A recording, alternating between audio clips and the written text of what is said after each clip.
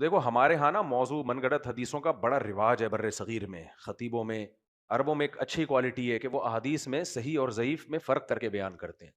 لیکن دین کا جو رجحان عوام میں، نوجوانوں میں، آپ کو بر صغیر میں، انڈیا، پاکستان، بنگلہ دیش میں جو ملے گا وہ دوسرے ملکوں میں نہیں ہے. بہت زیادہ لوگوں میں دین سے، اللہ کے نبی سے، قرآن سے محبت ہے. تو اسی میں جو موضوع روایتیں ان میں کہ بھائی رجب میں نبی صلی اللہ علیہ وسلم کو معراج ہوئی، نہیں بھائی ایسا نہیں ہے. ہمیں نہیں، معراج ثابت ہے لیکن کب ہوئی یہ ہمیں معلوم نہیں ہے. پھر یہاں ایک مسئلہ یہ کھڑا آج کل کچھ مذہبی اسکالرز نے کر دیا ہے کہ جو نبی صلی اللہ علیہ وسلم کو جو معراج ہوئی تھی وہ خواب تھا. ایسا نہیں ہے. آپ صلی اللہ علیہ وسلم اپنے جسد اطہر کے ساتھ جاگتی حالت میں پہلے مسجد اقصی لے جایا گیا آپ کو، وہاں آپ نے تمام پیغمبروں کی امامت کی ہے. کتنا بڑا مقام اللہ نے اپنے حبیب صلی اللہ علیہ وسلم کو دیا، تمام پیغمبروں کو. اور حدیث میں آتا ہے جب آپ گئے ہیں نا تو سب کھڑے ہوئے تھے نماز کے انتظار میں، کوئی آگے نہیں بڑھ رہا تھا. جبریل علیہ السلام نے ہمارے نبی کا ہاتھ پکڑ کے آگے کیا. حضرت مولانا شرف علی تھانوی رحمہ اللہ تعالی نے اس میں یہ حکمت بیان کی ہے کہ آپ سب سے آخر میں آئے لیکن آپ کا مقام سب سے بلند. تو اللہ نے صرف یہ بات بتانا کافی نہیں سمجھا.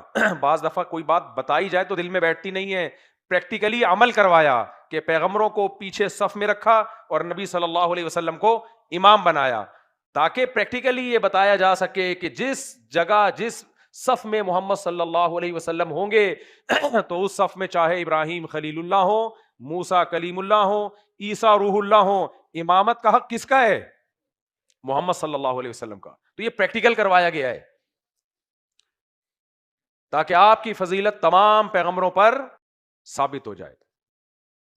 اگر یہ خواب ہوتا نا تو قرآن یہ نہ کہتا سبحان الذی اسری بعبدہ لیلا، ہر عیب سے پاک ہے وہ ذات جو اپنے بندے کو رات کے تھوڑے سے حصے میں لے گیا، من المسجد الحرام الی المسجد الاقصی، مسجد حرام سے مسجد اقصی کی طرف. یہ قرآن نے سبحانہ کا لفظ اس لیے استعمال کیا تاکہ مادہ پرستوں کو یہ جو اشکال ہوتا ہے کہ اتنے سے عرصے میں مسجد حرام سے مسجد اقصی جانا کیسے ممکن ہے، تو اللہ نے بتا دیا سبحان الذی، وہ ذات ہر عیب سے پاک ہے، وہ عاجز نہیں ہے. اس کے ارادے کا نام ہونا ہے، وہ کن کہتا بھی نہیں ہے، کن کا ارادہ کرتا ہے اور وہ کام ہو جاتا ہے. اور قرآن نے یہ نہیں کہا کہ رات کو لے گیا، لیلن میں تنوین تقلیل کی، رات کے تھوڑے سے حصے میں چند سیکنڈوں میں ہوا ہے یہ کام. جس اللہ نے وقت کو بنایا ہے، وقت کی اکائیوں کو، وہ وقت کو روک سکتا ہے کہ نہیں سکتا ہے بھائی؟ وہ کسی کے حق میں وقت کو روک سکتا ہے. اللہ نے ہمارے نبی صلی اللہ علیہ وسلم کے حق میں ٹائم کو روک دیا. تمام پیغمبروں سے آپ کی ملاقات ہوئی، تمام پیغمبروں کی آپ نے امامت کی، پھر وہاں سے آپ کو ساتویں آسمان پہ لے جایا گیا.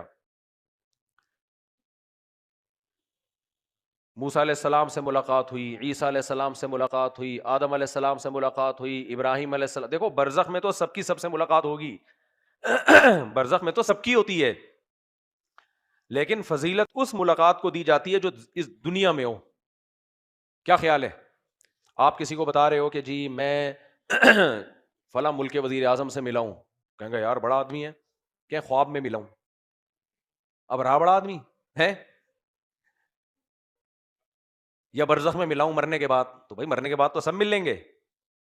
تو اللہ تعالیٰ نے ہمارے حبیب، اب ہمارے نبی صلی اللہ علیہ وسلم، اللہ کے حبیب صلی اللہ علیہ وسلم کو یہ بھی فضیلت دینی تھی کہ اللہ کے جتنے مقرب بندے اور مقرب پیغمبر ہیں، سید الانبیاء صلی اللہ علیہ وسلم کو سب کی زیارت کروائی جائے،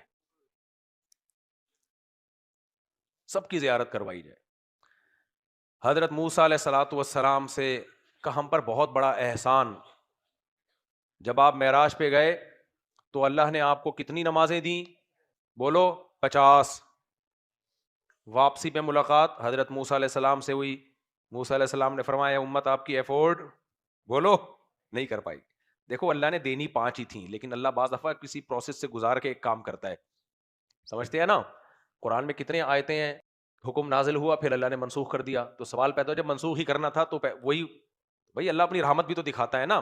دیکھو قرآن میں اللہ نے حکم دیا تھا کہ جب نبی سے تم نے ملاقات کرو گے تو پہلے کچھ رقم صدقہ کرو، پھر نبی سے میٹنگ کی تمہیں اجازت ہے. لیکن ابھی اس پر عمل ہوا نہیں اور قرآن نے کہا کہ نہیں ہم نے معاف کیا، بغیر صدقہ کیے بھی تم نبی سے ملاقات کر سکتے ہو.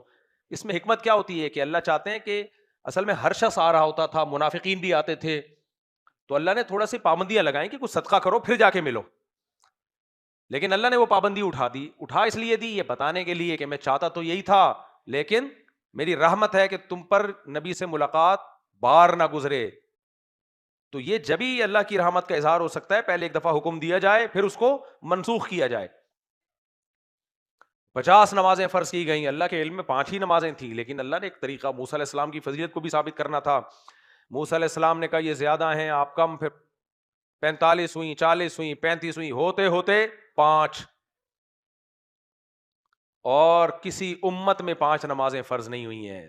نمازیں سب سے زیادہ کسی امت میں 2 نمازیں تھی، کسی میں 3 نمازیں. 5 نمازوں کا صحرا کس کو ملا ہے؟ صرف اس امت کو ملا ہے. اور وہ ملا ہے، وہ آپشنل نہیں ہے. سمجھتے ہیں کہ نہیں سمجھتے؟ وہ آپشنل نہیں ہے، وہ پڑھنی پڑیں گی. اس کے بغیر آپ اپنے آپ کو مسلم نہیں کہہ سکتے. اس معراج میں اور بہت کچھ دکھایا گیا آپ صلی اللہ علیہ وسلم کو.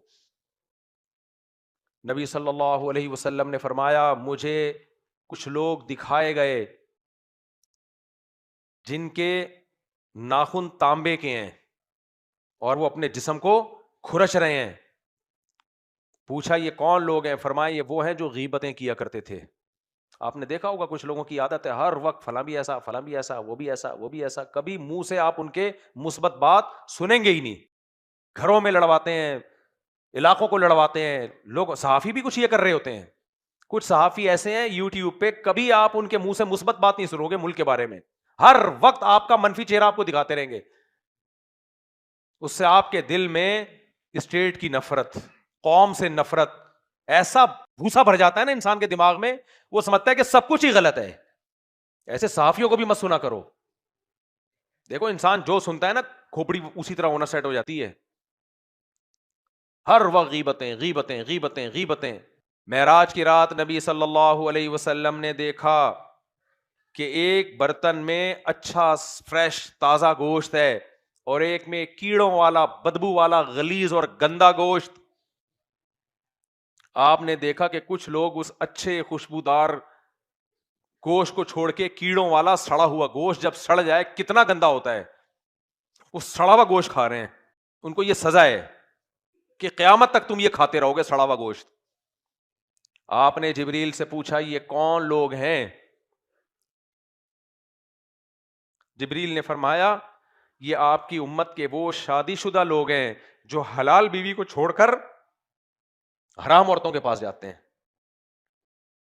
آج شادی شدہ لوگوں میں بھی زنا کم نہیں ہے. جب ہم ان سے کہتے ہیں ایک اور شادی کر لو تو موت آتی ہے.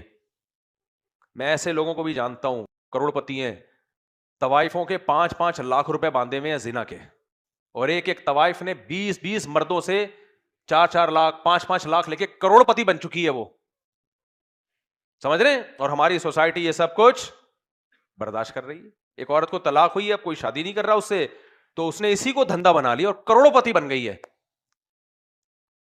وہ مالدار آدمی، اس کے لیے 2.5-3 لاکھ 4-5 لاکھ روپے کوئی مسئلہ نہیں ہے. رکھیل کی طرح وہ اس کو استعمال کرتا ہے. اس بے غیرت کو بولو نکاح کر لے تو موت آئے گی اس کو. سمجھ رہے؟ تو کیا آئے گی؟ موت. کہتے شادی کوئی بچوں کا کھیل تو نہیں ہے. ابے تو 2.5-4-5 لاکھ روپے تو اجرت کے طور پہ دے سکتا ہے، تو کسی غریب لڑکی سے 2-2.5 لاکھ میں غریب 4 لڑکیاں پل سکتی ہیں آرام سے.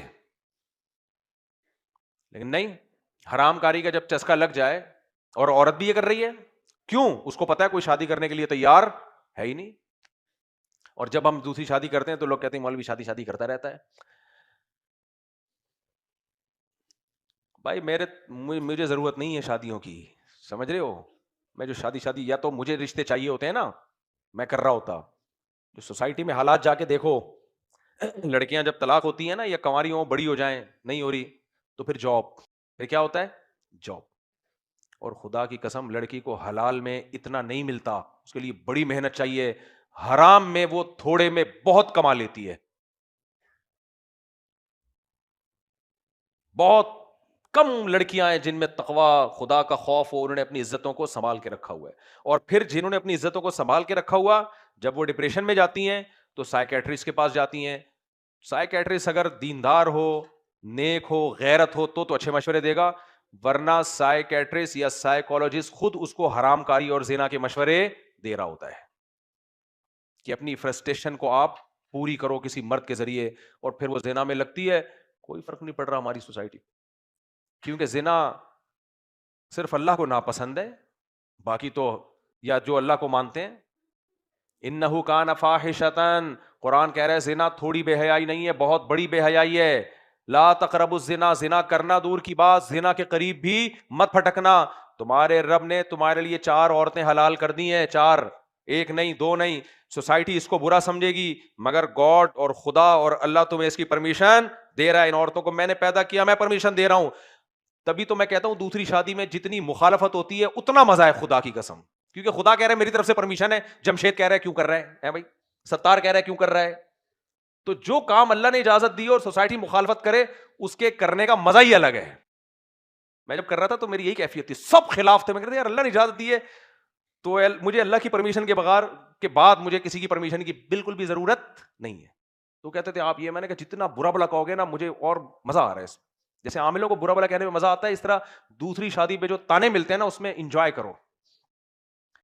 ابھی کل ایک آ گیا بیچارہ دو کر کے نا, اتنا عجیب سا مجھے لگ رہا تھا مرنا جائے کہیں یرقان سے, عجیب حالت ہو گئی اس کی, تانے سن سن کے نا اب یہ ہو گیا. میں نے کہا انجوائے کر یار, سینہ کھول, ایسے گھوم, موسٹ وانٹیڈ اپنی بائک کے پیچھے لکھوا دے. میں نے کہا کمبخت زندگی میں ایک ہی دفعہ تو نے صحیح کام کیا ہے, مجھے نہیں پتا تو نماز پڑھتا ہے کہ نہیں پڑھتا, زکات دیتا ہے کہ نہیں. ایک عورت کو ٹھکانہ دے دیا, حرام سے بچ گیا, ساری زندگی اس کی کفالت کرے گا, اس سے بڑی کیا نیکی ہو سکتی ہے. تو اب انجوائے کر تانوں کو, بولو اللہ کے لیے بھی تو تانے برداشت کرنا, یہ بہت بڑی نعمت ہے بھائی اللہ کے لیے. ہاں حقوق بھی پورے کرو, ایسا نہ ہو کہ وہ لٹکا دو جیسے چسکے لینے کے لیے کر رہے ہوتے ہیں کچھ لوگ. تو زنا بہت بری چیز ہے میرے بھائی, زنا اچھا کام بولو نہیں ہے. تو نبی نے دیکھا کہ کچھ لوگ معراج میں سڑا ہوا گوشت کھا رہے ہیں پاکیزہ گوشت چھوڑ کے.